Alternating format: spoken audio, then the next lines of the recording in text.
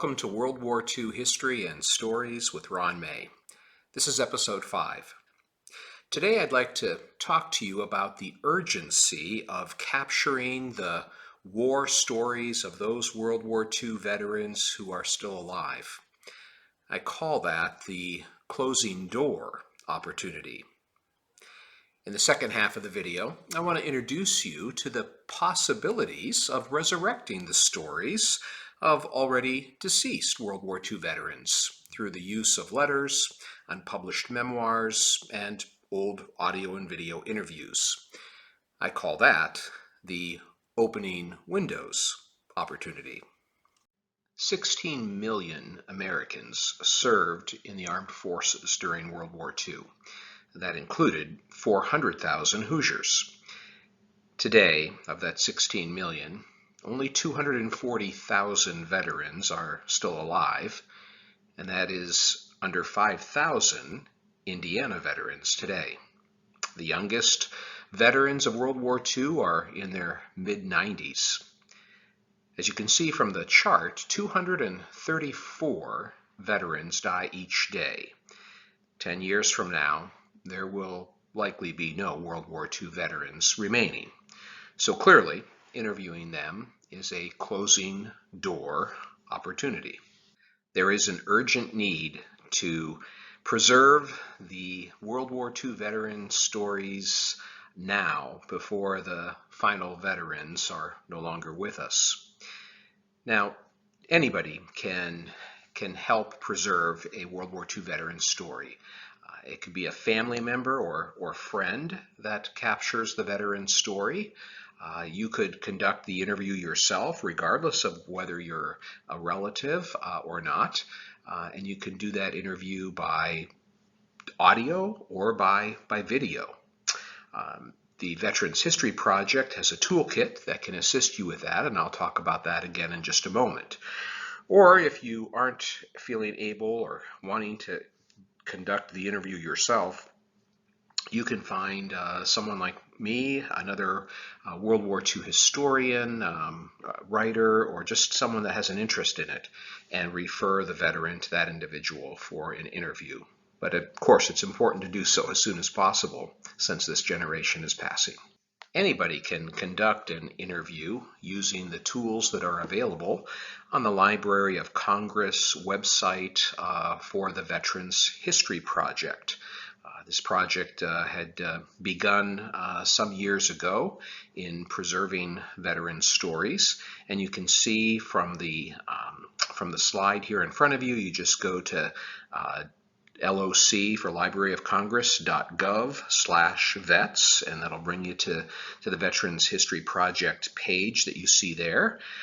If you go down on the left-hand side of the menu, you can see how to participate, the second bullet there. And if you click on how to participate, that will bring you to the Veterans History Project field kit. You can also see on the top right corner of the screen an option to click on a video, which also tells you about the field kit. But all that you need to know about capturing a veteran story is there on that website. Is it too late to create a story once a veteran has died? Not necessarily. You can find open windows which can help resurrect the stories of deceased veterans. It all begins with the Veterans Service Record. Now, if you're a family member or a friend, you might have a copy of a discharge or separation document of the deceased. If you don't have such a copy, which provides a lot of useful information for resurrecting the story, then you can contact the National Archives at the website that's highlighted there above and request a military service record of your loved one. Now, usually they will only grant that if you're a family member, but you can pursue that if you don't have a physical copy of the discharge separation document, because that document is necessary to get enough information to begin researching the veteran's story by knowing about the dates when the veteran entered military service and where that veteran entered the service, what unit that veteran was assigned to, when that veteran left, if that veteran was deployed overseas, and what unit was involved in their service on deployment. So all of that is on the discharge, as well as, of course, schools and important dates that you need to kind of retrace the story. So you can see from the website that there's an arrow pointing to request military service records on the left, and an arrow pointing to the research using military records on the right. So that's a good place to start if you're going to try to recreate a veteran's story. Once you have the veteran's specific unit that he or she was assigned to, you can do research on that unit's history. Many of the units have online histories of that particular unit.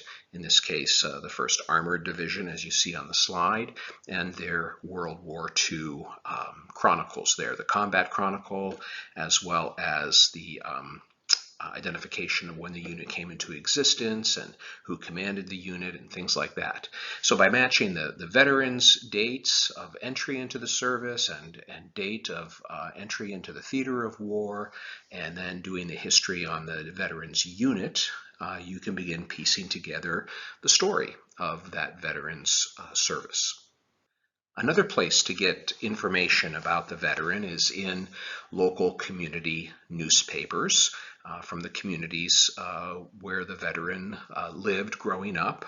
And this is a great tool because often the articles will give you important information about military background, as far as where the veteran perhaps did their boot camp or their basic training, what theater of war the veteran entered, what the veteran's job was, and maybe a little bit about if they were able to get a quick visit home, or letters and other family members. So utilize newspaper archives to see if the veteran's name and perhaps even picture appears in local newspapers. Some of these veterans had already conducted interviews with people by audio or by video, and these are previously recorded and perhaps archived. One of the largest is what I've mentioned earlier, the Library of Congress Veterans History Project.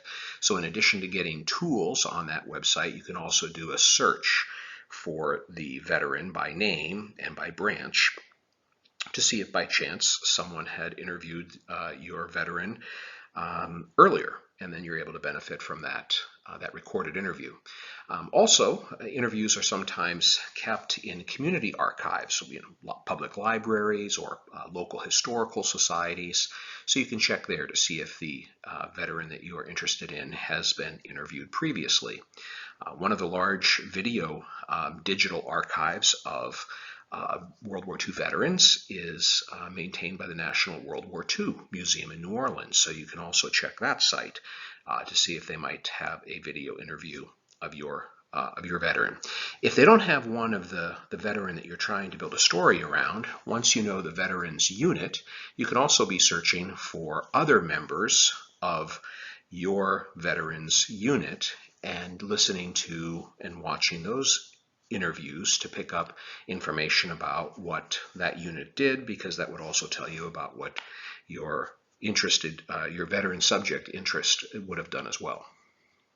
One of the biggest gold mines is personal letters written by the veteran to loved ones, unpublished memoirs. Sometimes veterans have written of their World War II experience and never published what they wrote, and those are sometimes, found in boxes and attics and garages and things like that. So that's a great source of finding out about the experience of the veteran that you'd like to do a story on, because it's in their own words.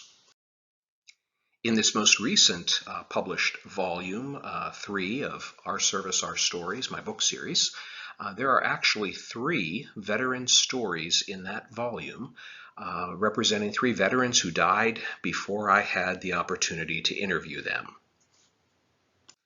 Fred Fazenfeld Sr. Served as a P-47 and a P-51 fighter pilot in the European theater of war. His story that I have written largely comes from a 24-page typed letter that Fred crafted and gave to his family back in 2004, where he talked about and reflected on his entire war experience. Now, his widow, Barb, shared that 24-page document with me shortly after Fred's death in 2018, and that occurred just before I had the chance to personally interview him. So with that letter and other sources of information, I was able to recreate Fred's story and preserve it as one of the stories in my volume. Another example of an open window opportunity was with the veteran John Jack Patton, an air liaison officer with the 2nd Marine Division. His story also appears in my 3rd volume. Now, Jack died suddenly at a young age. I think he was just 50, perhaps, and he died in 1970. So 52 years ago. I was only 6 years old at the time of his death, so even if I had met him, I certainly wouldn't have been old enough to interview him. It was his widow, Jane, who gave me a folder with Jack's information, and in that information, I found a Memorial Day speech that Jack gave to high school students. He was involved in high school education as a teacher and administrator, and he reflects on his World War II experience in that 1968 or 69 speech. So with his speech, with newspaper articles that were written about him, with letters that he wrote to his wife and family, and with several letters that his wife Jane had from a good friend of Jack's, who also was a Marine Air Liaison officer who served with him, I was able to recreate Jack's story in Volume 3 as well, even though he had been dead for some 52 years prior to the story. The most extreme example of this is with veteran Daniel Westfall, a career naval man.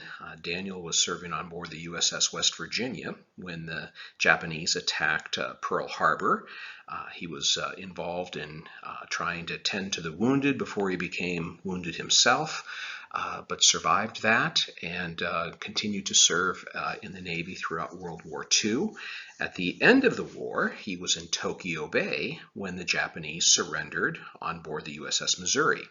Now, Daniel was on a different ship, but in the bay where that surrender took place. So his military service was kind of a bookends between the start of the war, and he was there for the end of the war. Now, Daniel died in 1954, 9 years before I was even born. No children, and his wife had since died as well, and so it would seem that his military service story would be dead. And yet his niece Sharon and her husband Joe had a folder of information on Daniel, which they shared with me, and within that folder I had enough to be able to resurrect Daniel's story of naval service during World War II. If you have a veteran that you know of whose story you would like to preserve and yet don't have much information on that veteran, I would encourage you to contact family members of that veteran to see if anybody has come across any of the letters written or diaries or journals or unpublished memoirs that the veteran subject may have recorded during the war years, and it may still be left in some box, in the attic or in the basement or out in the garage. These documents, and almost always in the handwriting of the veteran, him or herself, are truly treasures because you can trace their experience in World War II and build a story around direct quotations from these written sources. I can attest to you that that these stories of World War II veterans are truly gifts for the families and for future generations. So any and every effort to preserve such stories is just a great blessing for the family and as well as for historians and others who are interested in World War II in general and in veteran service experiences specifically. Thanks for joining me for this program. Next week's episode will be sharing the individual stories of those story subjects in Volume 3 who experienced the impact of World War II as children and young adults. I hope you can join me for that.